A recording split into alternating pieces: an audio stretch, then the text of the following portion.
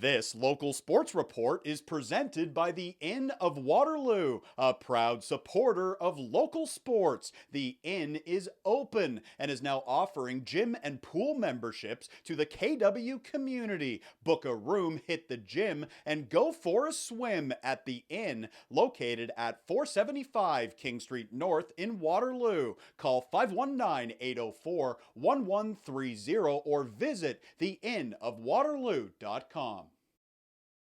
The Waterloo Warriors football program has started announcing their recruits for the upcoming 2022 OUA football season. This young man beside me is one of them. Nick Orr, who is an 18-year-old quarterback from Caledon, is joining the black and gold for the upcoming season. First of all, congratulations, Nick.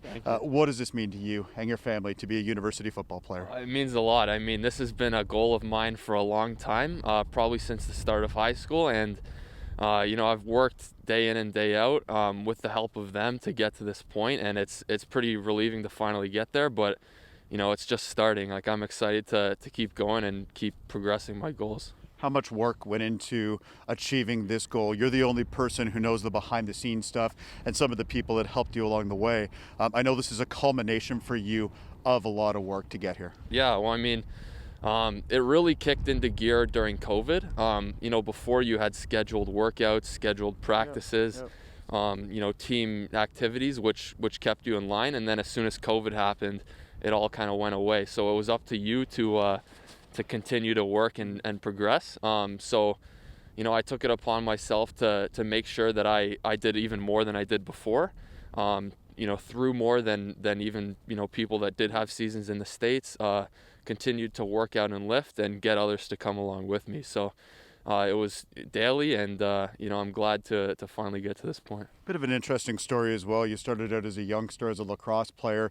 Then you transitioned into football, and at first you were a lineman. When did you become a quarterback, and what was that moment where it really clicked for you that you said to yourself, you know what, this is something I really want to pursue, the opportunity to play university football in the future? Yeah, well, the reason I even started football was just because I was a little overweight for lacrosse, and I joined football just because there was a spot for somebody like with my body type. So I got started, and right away I felt welcome. Like, my first coach, Jim Walsh with Orangeville, he was like, you have a nice get off, like you have good speed, because I came from lacrosse, so I felt like I was appreciated there. And right after my first game, I walked off the field and I had a grin from ear to ear. So I was like, right at that moment, I was like, I want to get involved in this game. Like, I want control. And from then on, I was like, I want to be a quarterback. The coaches saw me kind of throwing the ball after practice, and they were like, you got a little arm in you. So I was like, that's when I was like, wait a minute, I can do this. So that off season, I lost like 30 pounds and just worked on being a quarterback. And it took like 2 seasons or so to fully cement myself as like a full-time quarterback. I always, played quarterback, played running back, wide receiver, defense, everything. And then come high school, I was able to start my first game in grade 9 at quarterback. So it took a little while, but I'm glad I did it. 6'3", 210 pounds now. Obviously, like you mentioned, slinging the rock down the field is something that you're a little bit known for. But what would you like the Warriors family there and the people in Waterloo to know sort of about your overall ability and really who you are as a person, Nick? Yeah, I mean, I pride myself in being a good all-around player. If I notice I have any deficiencies in my game, then I'll make that a point of focus in my training. I think I can make all the throws on the field. I think I'm a good athlete. Like, I'm not Lamar Jackson or Troy Ford, but I can move around, I can escape, I can run if I need to, and and if anything I don't have anything, I'll work at that. So I think I try to model myself after like a Joe Burrow or somebody like that that's well-rounded, and I pride myself in being in cerebral, and I think my work ethic is part of my game, and that I will improve things that I need to work on. So Why the University of Waterloo? Why was it the best fit for you? Obviously, I don't want you to get into the other schools where there was potential opportunities as well, but you looked at this and you said to yourself and your family, this is the best opportunity for me, both academically as well as athletically. Yeah. Well, it became very clear to me. I mean, they were the first school to give me the opportunity. Coming into COVID, I wasn't very heavily recruited, just coming from like a smaller school. And I got a lot of attention from the school just from my videos that I would post in the off season. And coming into their camp, I went to their camp with literally no recent film. Like my only varsity film was in grade 11. So right after their camp, they believed in me and they gave me that opportunity. And I'll forever thank them for that. That was like, it was a big show of confidence that they believed in me without the film to really back it up. And I went on to have a good season with good film. But I really respect that. And with Coach Bertoya and the other coaches there's something about them that just it's a different kind of care, and I felt a genuine interest from them. And that's probably the biggest thing. Like, I'm a big people person. Like, I think I tried not to get too fascinated with flashy graphics or anything like that. I just I felt a connection with the person, and that's really all that it took for me to want to be there. I know Coach Bertoya is very excited to have you as well. We spoke with Coach about Nick Orr signing with the Warriors. Here's what Coach Bertoya had to say. We're very happy that Nick made the commitment to join the Black and Gold for next fall.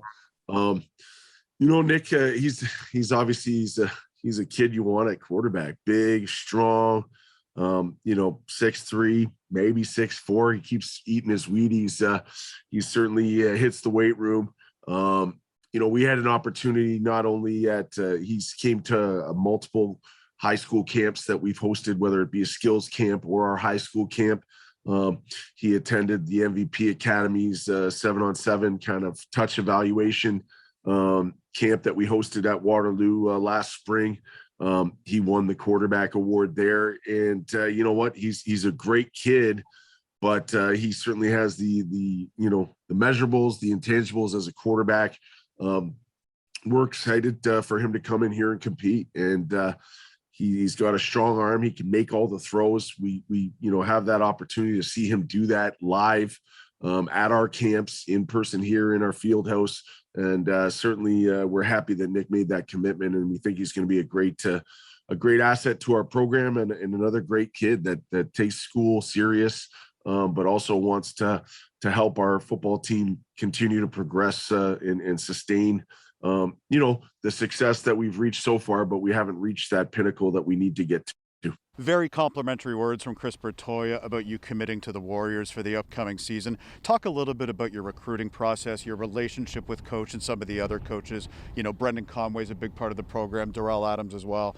They do a great job there, and I know that when you step onto Warrior Field in the fall, you're going to be really welcome there, Nick. Yeah, well, I mean, I went to the first game of the season against Windsor, and it was a great night there. Like, it was there was a good group of recruits there. We got to do the family barbecue, and if any of my former hockey teammates know, my dad likes to get the tailgate barbecue going and cook up some hot dogs. So I mean, he was pretty sold on that. The parents welcomed us with warm arms, and just watching the atmosphere on the sideline against Windsor, they looked like a good unit.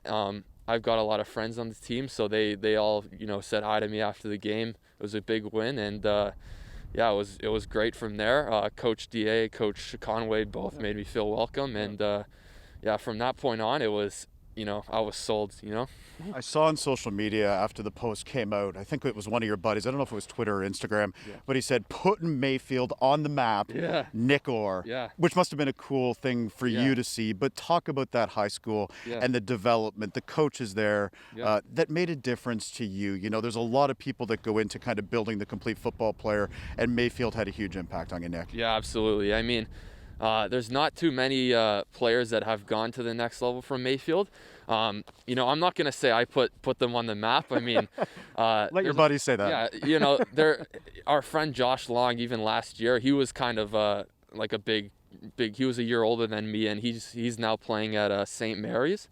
And he was a bit more of a trailblazer, but honestly, I think there's a lot of players in the tier 2 ROPSA that are next level players. There's players all around the league there that are in the OUA. So I think we don't have much OFSA representation just because we're in tier 2, but I still think it's fairly high level football, and it's comparable to most rep leagues that I've seen. So. I wouldn't say I put them on the map, but the coaching was great. There's a connection there as well. Yeah. So my head coach Shane Everest, who, I love you. He's awesome. He played at Waterloo in the early 2000s at linebacker, and then we had a coach, Mr. Witchar, who played at Laurier, and then Mr. Zubchinski, who played at St. FX. So we had next level coaches that helped my development, and right from grade 9 they said you have the capabilities to go to the next level if you put the work in, and that resonated with me. So the MVP football showcase, you were at Warrior Field for that. Phil Edworthy runs the local MVP football academy. It's across the province, but Phil's based locally here. You had the opportunity to participate in that. You were named the MVP of the quarterbacks that were there that day. That was an invite-only thing. How much did MVP and that specific showcase have an impact and make a difference in helping get you here? It was huge. I'll thank you, forever, Phil. That was a great moment for me. Before that, it had been over a year of just videos, of me throwing. Coaches hadn't been able to see me. There had been a blackout due to COVID. Yep. So, that's a big thing for somebody who doesn't have much film, is you have to be able to show them in person, like show them the zip on the ball, like the athleticism, try to show them. It's not as easy to see through a video at a field. So that was huge. As soon as the blackout ended, he put it together, and it was huge. It was able to get lots of eyes on us, and preparation met opportunity, and I was able to do fairly well. And that's really what got the ball rolling with Waterloo. Just being on that field, we had some players that I knew there that pointed me out, and it definitely generated a lot of interest, and I'm sure it did for other players as well. How comfortable did you feel out there? Did it just feel like home? Yeah. Sometimes you go somewhere and it just clicks. And I saw you out there that night. You were slinging the rock. You were outstanding, and that's obviously why you were named the MVP of that specific event. But when you stepped onto that field, was it something that just resonated with you right away? Because it was probably in the back of your mind that this is one of the schools that you want to explore. Yeah. And now you're there and you're on the field and you're going, yeah, I could see this. Yeah, absolutely. I mean, like, the sun was setting. It was a beautiful night. The weather was good, and I had, like I said, I had friends there that were teammates that were walking around, and it just felt like a good atmosphere. I felt really comfortable on the field, just competing as well. Like, it was a good environment that he set up, and like, the lights came on, and I got a little, chill, and it was, I'm excited to feel that feeling for the next few years, for sure. We can see you smiling through your mask, of course.